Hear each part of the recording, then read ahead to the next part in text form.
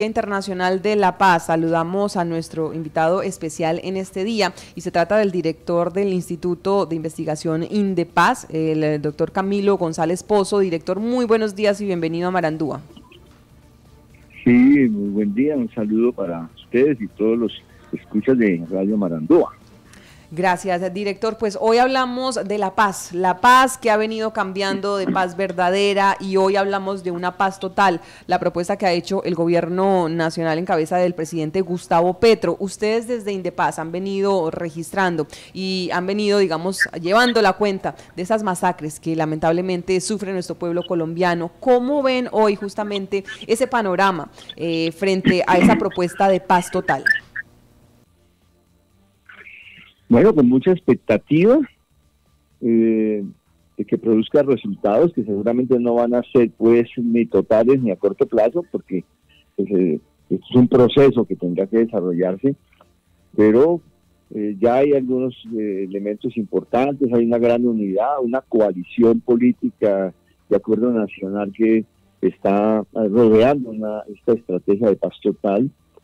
Una ciudadanía movilizada, alerta, yo creo que es un hecho de unas inmensas mayorías que están trabajando por la paz y pues una oportunidad de implementar bien los acuerdos de paz que fueron congelados durante un periodo de la administración anterior, en buena medida. Entonces yo creo que esas conversaciones pues tendrán que dar sus frutos en disminuir niveles de violencia con la población civil y avanzar hacia esos ceses del juego simultáneos de los cuales sabe el gobierno. Y creo que ya hay algunos signos de que las cosas pueden mejorar, por supuesto en medio de situaciones muy graves. Las masacres han continuado, llevamos en 80 masacres este año, que es una cifra de horror. Cualquier masacre es un horror, pero 80 es ya una barbarie, ¿no? Y también pues siguen presentando asesinatos de líderes sociales y de combatientes.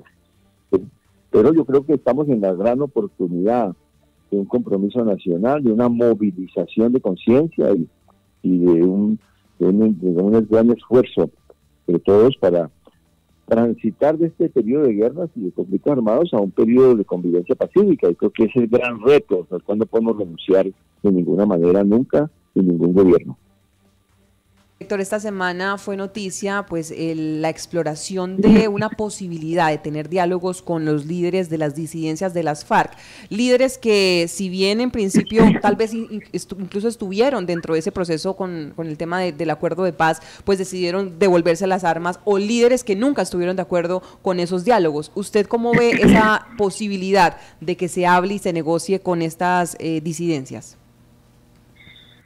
Pues por lo pronto lo que tenemos es una convocatoria del gobierno bastante abierta, general, y una primera respuesta de algunos de estos grupos. Ya van como 22 de estas estructuras, pues, dentro de ellas un número importante de las que se han llamado disidencias o residuales de las FARC, de modo que estamos viendo colocar las primeras cartas, pero pues hay que ponerle a esto de todas maneras optimismo para ver si es posible que en primer lugar que se desescale violencia, se suspenda cualquier acción que ponga en riesgo a la población civil, que signifique daño para las personas.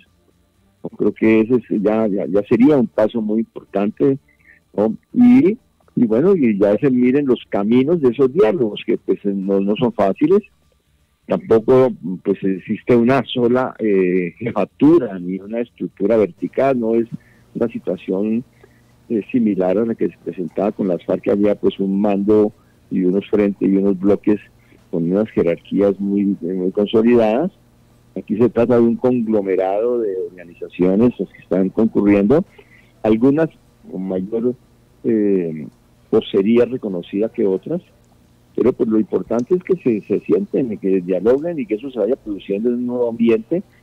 Y no puede, la verdad que eso de que vamos hablando y nos vamos matando, eso no tiene sentido político en esta coyuntura. El camino es el del desescalamiento y ahí están colocadas las primeras cartas. Yo creo que hay que saludar que se estén dando y con todas las reservas y todas las dudas de hasta dónde puede llegar, pero de todas maneras le corresponde a la sociedad, al Estado, al gobierno, a todos los sectores hacer el gran esfuerzo para salir definitivamente de estas conflictividades armadas en la sociedad colombiana. Doctor, desde el observatorio que ustedes tienen frente a ese comportamiento, de esa reorganización de esos grupos armados, ¿qué han identificado aquí digamos, en sectores como Guaviare, de sectores como Caquetá, todos estos corredores de la Amazonía? Hemos visto que después de bajas importantes que supuestamente se han dado, han llegado nuevos líderes y han llegado nuevos mandos tratando de tener el control absoluto. Sin embargo, pues la sociedad queda en medio de esas pujas. ¿Cómo han identificado ustedes ese comportamiento de esas reorganizaciones? Sí, pues la información que tenemos y lo que pues, se puede observar por los ciertos hechos es que se ha dado una rápida reorganización. Eso después de la muerte de Gentil Duarte, de todo ese conglomerado que algunos agrupan como Frente Suroriental, pues que tiene una cierta cohesión, por lo menos ese grupo que actúa sobre, Meta, parte de Caquetá, Guaviare hacia la frontera con Venezuela, ¿no? Eso es como una reorganización. Ahora también se está dando un acercamiento de grupos que se están coordinando de alguna manera con el Frente Suroriental de la zona de Occidente, que se llama la Coordinadora de Occidente, y grupos como el Frente Décimo, que no están subordinados, que actúan en Arauca y en la frontera con Venezuela y en el estado de Apure, que también dicen tener cercanía. Es decir, ahí hay un proceso, no quiere decir que se haya conformado como una sola estructura, lo que llaman el mando central, pero sí que se han reagrupado, están en un proceso de reagrupamiento, y yo me imagino que con la interlocución con el gobierno harán también acercamiento entre ellos para hablar algunos lenguajes comunes. Eso, si es para la paz, que se coordinen; si es para la guerra, es un desastre. Director, en este caso, pues el ELN, las disidencias, algunos grupos armados pues han estado como en pro de esos diálogos, pero ¿qué pasará con esos grupos narcoparamilitares? ¿Ellos sí estarían dispuestos a hablar? ¿Sí estarían dispuestos a, por ejemplo, dejar el narcotráfico? ¿Sería posible un diálogo realmente con ellos? Pues bueno, en el pasado, pues este grupo, fíjense que el Clan del Golfo y muchos de estos, los Pacheli, los Caparrapo, muchos de estas estructuras, que Cordillera, que otros, son residuales o recomposiciones de lo que fueron las estructuras paramilitares que negociaron en el año 2005, ¿no? Es decir, que ya hubo una experiencia de negociación que fue parcial, pero que produjo un efecto en desmontar grandes bloques y sobre todo en disminución de violencia. Yo creo que ese es un hecho. De modo que pues, con criterios similares, creo que ha habido mutaciones entre esos grupos paramilitares o narcoparamilitares que firmaron en el 2005 y sus herederos o de todas maneras los que han intentado llenar ese vacío. Y ahora son estructuras mucho más mafiosas, ¿no?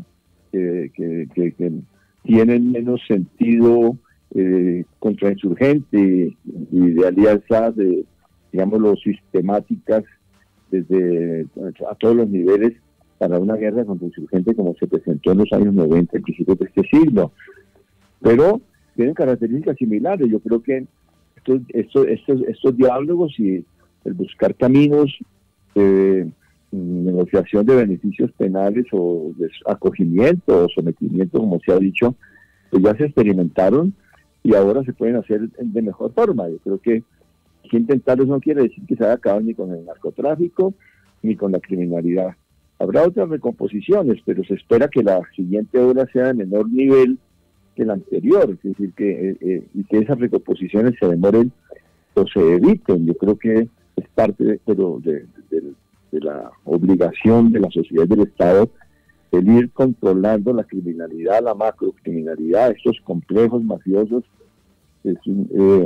aunque no se tenga el resultado inmediato de su desmonte total, ¿no? Pero sí que exista una clara protección a la vida, una protección a la población civil, una garantía para las actividades sociales y que se disminuyan sucesivamente los niveles de violencia, ¿no? Que solamente el interés de la vida ya justifica que se intente hacer conversaciones con grupos, con estructuras macrocriminales para su desarticulación. Yo creo que es una práctica que se hace en todas las sociedades, se intenta este tipo de procedimientos, forman parte de toda una teoría frente a la criminalidad que también se ha aplicado en Colombia.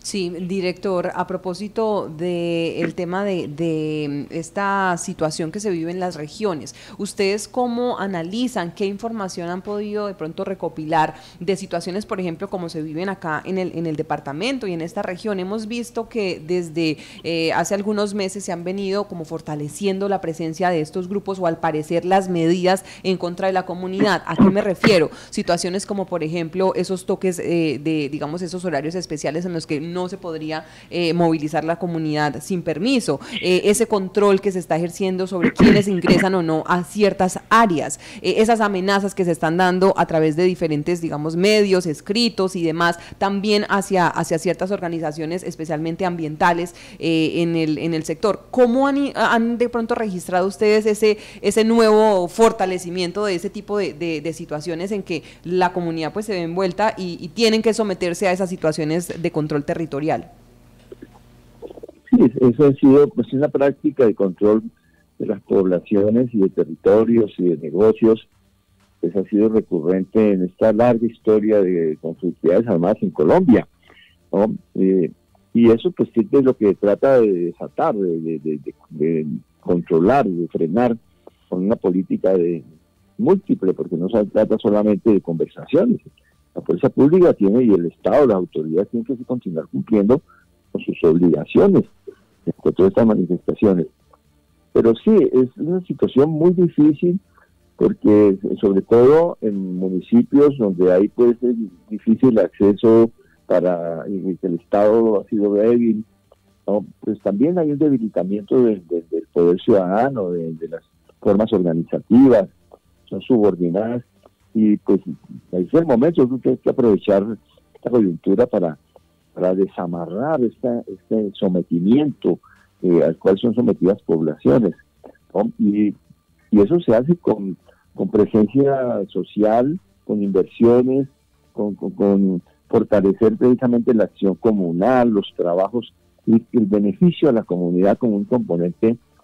Parece que no puede renunciar, no puede manejar el esquema, esperar a que termine la guerra para que lleguen las inversiones y las soluciones de fondo. Tiene que aprovechar estas conversaciones para planes de inversión importantes, ¿no? Esos planes de inversión, pues se dice, bueno, pero es que pueden ser entonces canalizadas rentas para fortalecer la guerra. Eso es lo que se trata de evitar. Pero no se puede esperar atender las necesidades de la gente a que se terminen las confrontaciones armadas o la existencia de grupos armados en los territorios. Es muy complejo, se han ensayado muchas fórmulas, pero yo creo que estamos en la oportunidad. Ojalá esos diálogos regionales vinculantes de los cuales se ha hablado, dan la ocasión para que se fortalezcan las vocerías de las comunidades y se desamarren de esas dictaduras, de hecho, que son impuestas por órdenes armados. A propósito de esto, director, pues ayer veíamos al presidente Gustavo Petro intervenir ante la Asamblea de las Naciones Unidas, un discurso que hoy es noticia, es tendencia, no solamente nacional, sino también en la región Latinoamérica. ¿Usted cómo interpreta, uno, el tono, digamos, tan fuerte y tan contundente que usó el presidente para dirigirse a los países desarrollados, pero también eso que dijo frente al fracaso que ha tenido la lucha contra las drogas y todo el tema de salvar la Amazonía y ese llamado de atención que se les hizo allá en la ONU? Es un llamado. El presidente se sintonizó con toda una corriente internacional en esos temas que han sido de debate pues en los escenarios de las Naciones Unidas. El calificativo de fracaso a la guerra de las drogas pues es algo que comparte la comunidad internacional en sectores. Incluso fue una frase del presidente Obama en su momento. Estoy seguro que esa frase la suscribe Biden. El problema ya son las implicaciones prácticas, es decir, cómo desmilitarizar el tema de las drogas, dejar de tratarlo como un asunto de guerra, de acción militar y de enemigo a destruir, y se adopta una postura enfocada en derechos humanos, como han reclamado diferentes instancias. Yo creo que es muy importante que lo haya dicho el presidente y que muestre que las guerras, no solamente la guerra contra las drogas, sino la guerra se ha convertido en la pandemia más azotadora de la humanidad. Guerras y guerras y guerras, y la guerra contra la naturaleza, que produce también las pandemias, ¿no? Como la del COVID-19. Entonces la defensa de la Amazonía se convierte en una necesidad de la humanidad, y en buena hora el presidente latinoamericano ha llamado a la unidad y a reivindicar esto, a reivindicar y mostrar cómo los problemas climáticos que estamos teniendo, que conducen al hambre, que significan motores de deforestación, de destrucción de la naturaleza, todos los problemas tienen unas responsabilidades diferenciadas, asimétricas, que quienes son los responsables de la catástrofe natural, climática, con sus guerras, con sus economías fosiladictas, son los países que hoy se llaman más desarrollados, las potencias contaminantes, y que ellos deben pagar los daños, y deben pagar los daños contribuyendo a salvar la humanidad, y parte de eso, la defensa de la Amazonía. Parece que es una presentación súper coherente, fuerte, que se sintoniza con lo que es la mentalidad de la mayoría de la población del mundo. Entonces, el que un presidente latinoamericano tenga la audacia de hablarle al mundo y de hacer una convocatoria, no con la mentalidad de que somos un pequeño país, que pensamos poco en la economía del planeta, sino con la autoridad ética de estar en el centro de las posibles soluciones desde la defensa de la Amazonía. Pero unas soluciones que, como dijo el presidente, no pueden ser de un solo país, ni pueden ser, no van a resultar como esfuerzo nacional. Necesitan el concurso de Latinoamérica y el concurso de las potencias contaminantes, que son las que están causando este choque con la naturaleza y están poniendo en riesgo la existencia de millones de especies que están siendo destruidas por la crisis climática y la existencia misma de la humanidad. Entonces me parece que es una voz extraordinaria que se ha hecho sentir en el escenario de las Naciones Unidas. Director, en este caso, él también hablaba del tema de erradicación en departamentos como por ejemplo el Guaviare, que en este momento él ha hablado en el discurso de esa erradicación, pero aquí en territorio precisamente acabamos de hablar con un concejal de Calamar Guaviare, donde nos indica que en 2 veredas están haciendo erradicación forzada y que de allí manual y pues de allí han dependido algunas problemáticas con las comunidades. Si allí en el discurso se está diciendo que no debe haber erradicación y aquí en territorio se sigue erradicando, ¿se creería que puede ser una directriz del gobierno anterior o seguirá siendo la directriz de un gobierno actual? No, este gobierno ha dado la orientación de concentrar los esfuerzos en las políticas, en lo que tiene que ver con cultivos, que es solamente un componente de todo lo que es la política sobre las drogas, orientarlo a la sustitución de economías, no la sustitución de una planta pues por otra, como mostraron alguna vez a un presidente arrancando una mata y metiendo en el hueco una mata de plátano. No, de economía, sustitución, y lo que implica una concertación para planes socioeconómicos en las regiones. No, esa es la orientación que además está en los acuerdos de paz, el punto 4 de los acuerdos de paz, ¿no? Ahora, que se den situaciones de erradicación manual forzada, ¿no? Sobre eso habría que conocer pues, si está ocurriendo como inercia de orientaciones anteriores, de tolerancias, de transición mientras se ajustan las políticas. En todo caso, eso no es el centro, no puede entenderse como la estrategia que ha planteado el nuevo gobierno. Creo que eso tiene que discutirse y urge que el gobierno sobre estas materias además haga un pronunciamiento más allá de la declaración general que ha hecho el presidente de Naciones Unidas en el mismo sentido en otros escenarios en este primer mes de gobierno. Sí, porque eso es justamente lo que se está evidenciando, director, y es, digamos, que el discurso, de hecho, los campesinos nos lo decían hace pocos minutos, o el vocero, el concejal nos decía, los campesinos dicen, venga, pero el presidente dijo que ya no más erradicación, que no iba a haber esto, que no iba a haber, y qué es lo que estamos viendo realmente en territorio, ¿no? Mientras entonces se escala esa directriz, o qué es lo que va a pasar realmente en territorios, y por eso pues es clave justamente discutir estos temas y estas problemáticas. Pues, director, otro tema que también queremos preguntarle es cómo ve usted justamente esta situación que se está viviendo en otra región del país con la creación de esos grupos de protección privada que hay en medio de esa problemática de invasión de tierras, pero que llama la atención porque se estaría hablando de una creación nuevamente de grupos de autodefensas, de grupos de seguridad privada que estarían tomando la justicia por propia mano. ¿Cómo interpretan ustedes esta situación que hoy preocupa en todas las regiones? Sí, ahí la verdad que eso es muy muy peligroso. Incluso el mapa que publicó el doctor Laforí de Fedegan es un mapa exagerado de conflictos de tierras, como si todo el país ya estuviera pues en invasiones, y está confundiendo lo que son conflictos por restitución de tierras, muchos que no han sido resueltos, que a la gente le han dejado en suspenso, que muchos han querido retornar a sus parcelas que están ocupadas por terceros. Se está metiendo todo en un mismo costal, ¿no? Y por supuesto que hay conflictividades, pero que no pueden ser tratadas con paramilitarismo. Eso de que nos vamos armando para defender nuestra propiedad es precisamente lo que ha conducido a Colombia a tantas dinámicas de guerra. Eso no puede suceder. No solamente está planteándose en el Magdalena Medio, sino que se están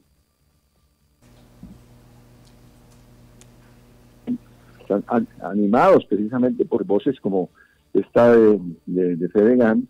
Dicen, no, pues hay que armarse para contener a los invasores. No, tiene que actuar el Estado.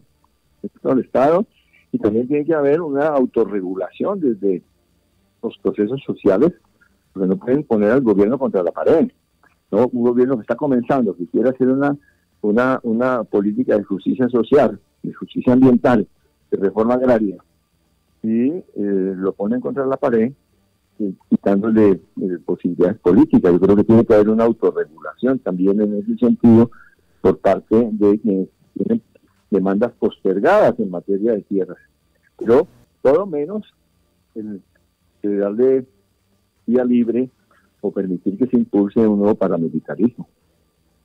Sí, eso sería bien grave y bien delicado. Director, para finalizar, pues hoy estamos hablando de nuestro tema del día, de las cosas que son indispensables para lograr una paz verdadera, una paz total, como se quiera llamar, y el concepto evoluciona con el paso de los años en nuestro país, pero en su concepto y desde lo que ustedes han analizado, ¿qué es indispensable? No hay paz sin. Sí, bueno, estoy viendo un poquito más.